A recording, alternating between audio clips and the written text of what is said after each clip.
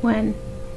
Alright, I'm Chris Drossbaugh, the Visual Resources Curator here at Roger Williams University, and what I'm going to be doing in this video is just kind of giving you an idea of how to set up a digital workstation for processing and editing and even storing and archiving any digital images that you have, especially when you're on more of a tight budget.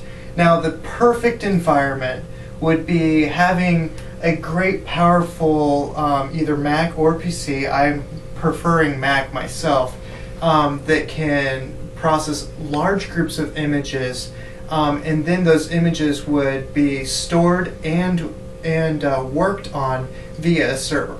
We do have a server for doing all of our digitizing and scanning and then our major processing, but we ran out of space. So what we ended up having to do is come up with a different way to go about creating our archive. Originally they were going to say that we needed a storage area network, a SAN, but it was just going to be too costly for us to justify when we could go out and do an array of external hard drives. So first off, what we did is we have attached our Copystand camera so that we can digitize any of the images, and it would be going directly via the USB cable to the computer, which we do have another tutorial on how to do the copystanding itself.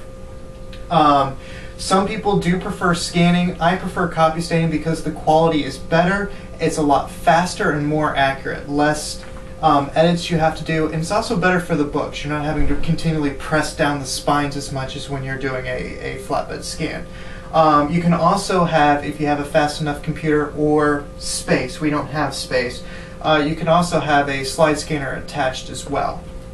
So you have a way to digitize the images, which then goes to the computer. On the computer we do have Photoshop, but we're also using exclusively Adobe Lightroom. We're using the second version right now because it really is very seamless, it's very quick, and it does all the edits that we really need to do. We're not needing to cut out Uncle Joe and move him into the picture of vacation because he missed. We're just needing to be able to adjust the exposure, colors, remove dust, that kind of stuff. So Lightroom is very good at that.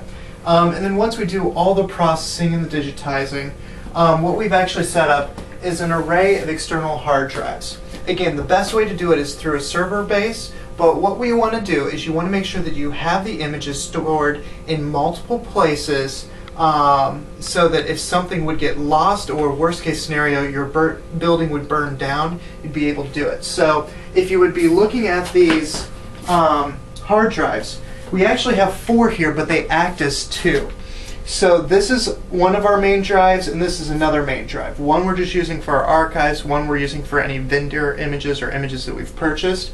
And then one hard drive automatically backs up everything that the other hard drive does. However, it only adds, it doesn't delete. So if this hard drive would completely go corrupt, we would still have all the images here. And it's run on an automatic backup system. I think we're using NTI Shadow. And then this other hard drive does the exact same.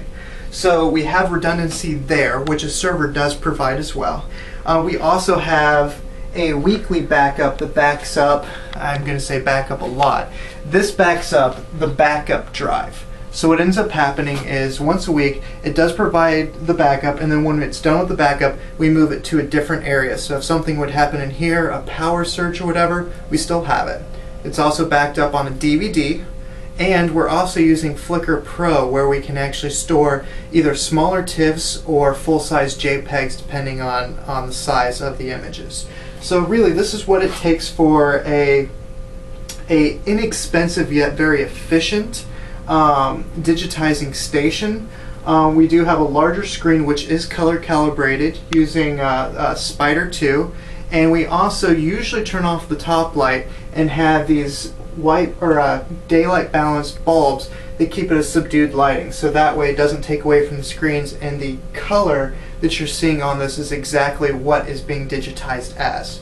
So that's just a little bit of an idea of what we have done to create a effective, efficient, but more importantly, something that we can afford for a digitizing workstation.